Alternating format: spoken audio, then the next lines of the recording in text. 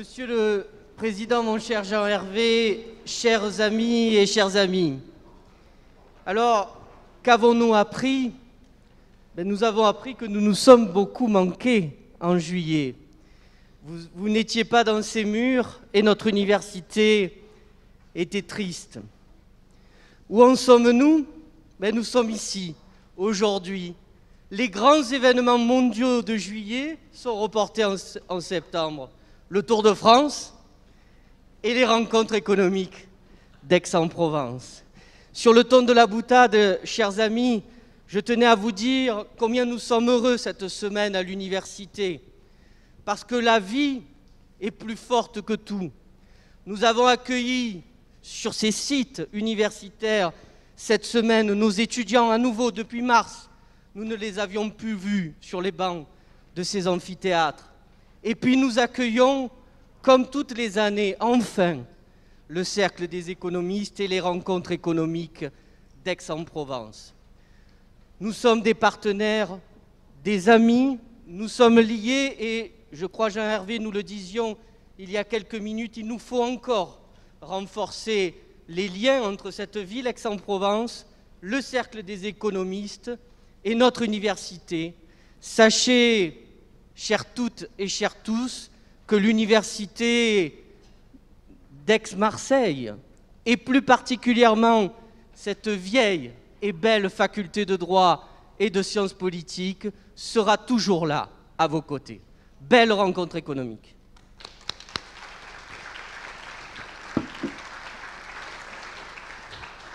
Bien, mes amis, je vais être bref, un peu contre mon tempérament, parce qu'on a un emploi du temps qui est extrêmement serré et vous allez voir qui est très très riche. Je voudrais vous dire plusieurs choses. La première des choses, c'est que je voulais vous remercier d'être là et je voulais vous dire que vous êtes, mais nous sommes tous des héros.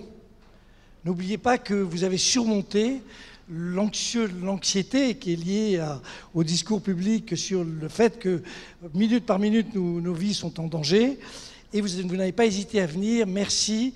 Et vous êtes sur ce plan-là. Nous sommes d'ailleurs, parce que j'associe aussi bien Jean-Philippe que moi-même et toutes les équipes, nous sommes vraiment absolument exceptionnels, vous le saviez, mais c'est bien qu'on vous le rappelle. Deuxième sujet, cette aventure des rencontres d'Aix, elle a commencé il y a 3 mois, un peu contre vents et marées. Nous avons décidé, toute l'équipe des membres du Cercle et de l'équipe d'organisation, qu'on appelle l'équipe Jean Mermoz, nous avons décidé de faire une opération à Paris. C'était très triste.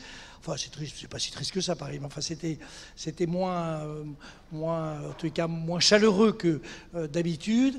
Et nous l'avons fait, comme vous le savez, à la Maison de la Radio.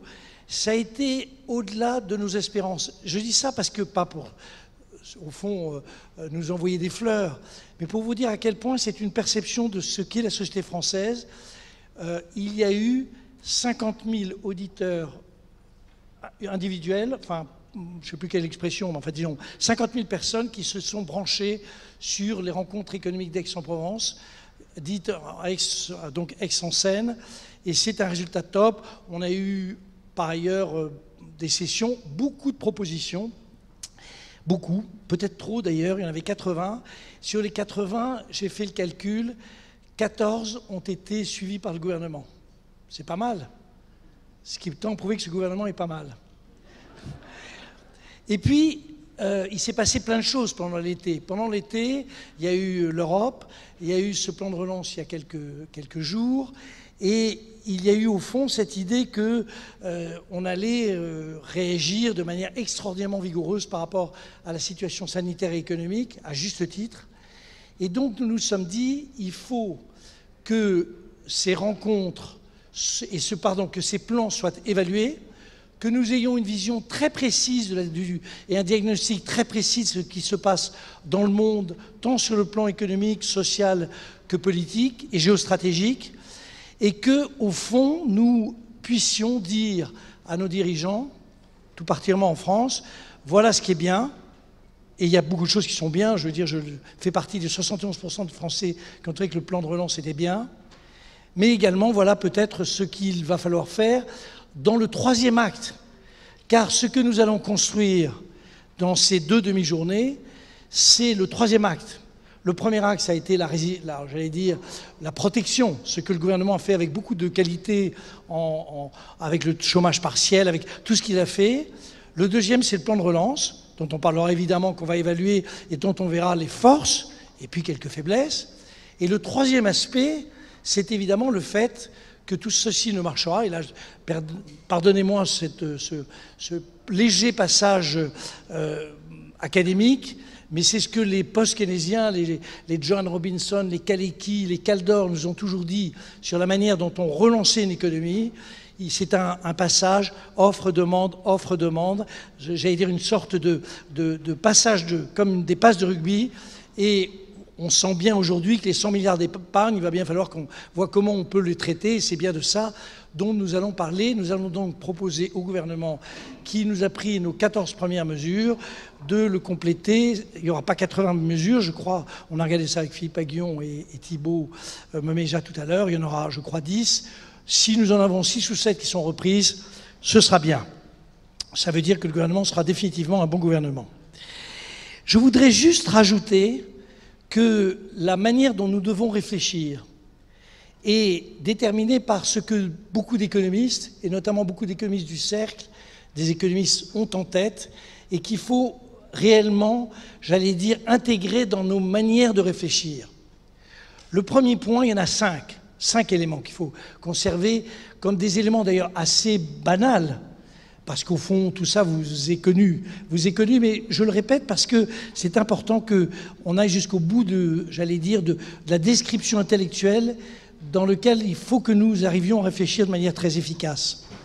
Le premier point, c'est que ce que nous appuyons les politiques économiques, ce que nous avons tous soit enseigné, soit appris, très souvent d'ailleurs appris puis enseigné, nous sommes nombreux à l'avoir fait, cette manière de traiter les sujets de politique budgétaire, politique monétaire, etc., tout ceci est en réalité fondamentalement modifié dans des conditions qui sont tout à fait étonnantes. Moi, quand j'étais très jeune, donné des cours de politique monétaire, il n'y a pas un mot qui, aujourd'hui, correspond à une quelconque réalité. Je crée des liquidités, normalement, ça fait de l'inflation. Vous voyez à quel point ceci est exact. Premier point, nous ne sommes pas dans une logique qui sera une logique de court terme.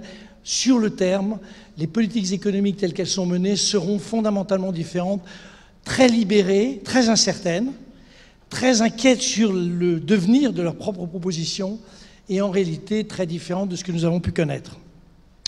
Le deuxième point, c'est le fait que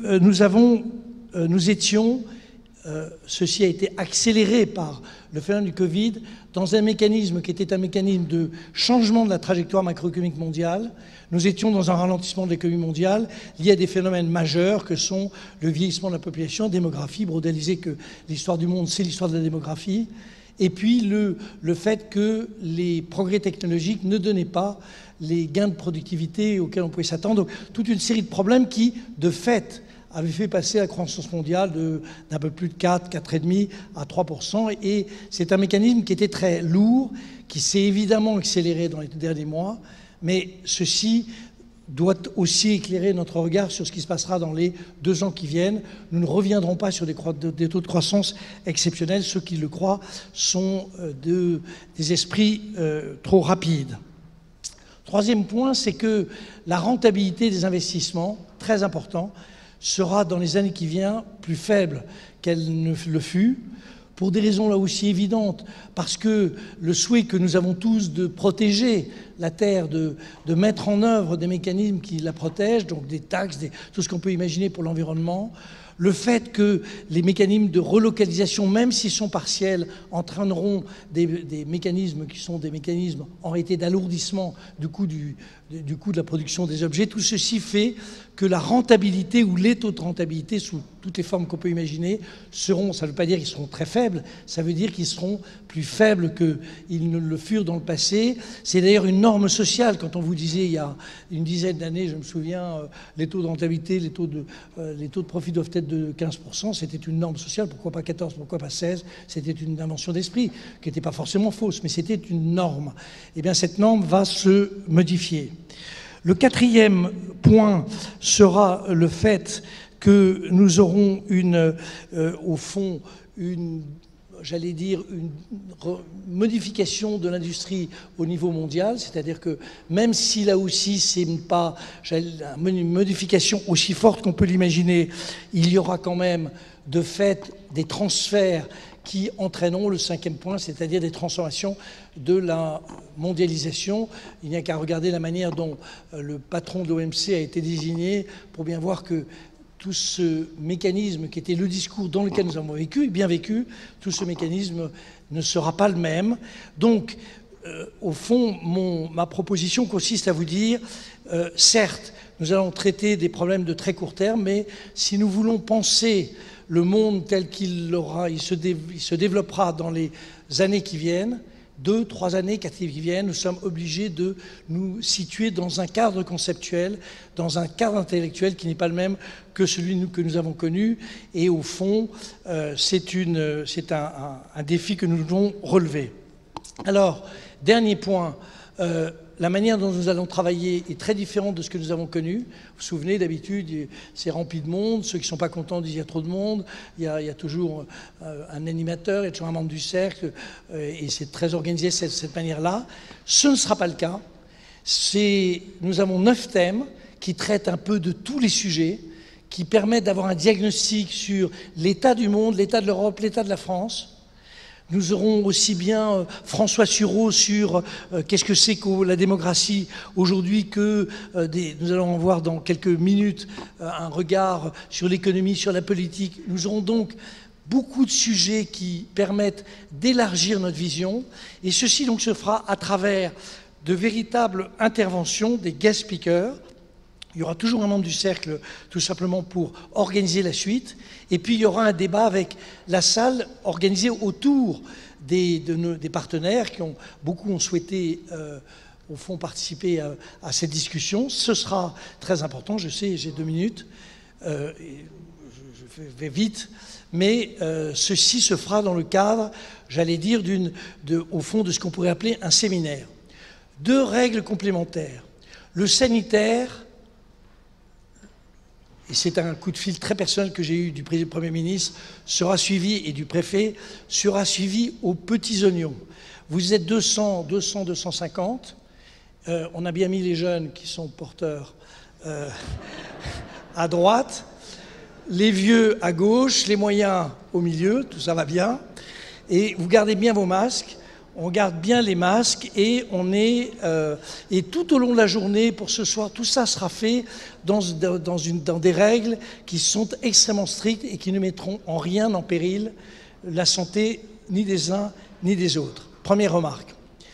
Deuxième remarque, il y a en réalité beaucoup de soutien de cette affaire, puisque plus de la moitié des partenaires habituels du cercle sont ici présents ou seront ici présents dans les 2 jours.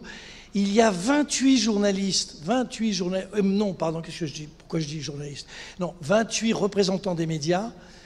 Et ce qui est très important à savoir, c'est que nous avons des règles très strictes, qui sont les règles de Chatham House. Moi, je ne connaissais pas ça, parce que je suis trop bavard pour ça, donc imaginez que je puisse respecter ces règles, c'est une stupidité. Mais ça signifie simplement que tout peut être dit dans une liberté totale, et les paroles des uns et des autres, sauf celles des guest speakers, ne sont pas attribuées à tel ou tel. Encore que, faites-moi confiance, je suis là. Pour pouvoir désigner ceux qui auraient éventuellement, je stoppe. Et qu'est-ce que je termine? Je termine en vous disant que nous aurons des conclusions qui sont comme celles du mois de juillet, faites à la fois des réflexions des membres du cercle, à la fois faites de toutes les réflexions qui vont pouvoir se déduire de tous ces 9 thèmes qui seront développés pendant les 2 demi-journées. Et à partir de ça, je vous rappelle le challenge, 10 propositions, peut-être 11, 8 reprises par le gouvernement. Vive le gouvernement. Merci.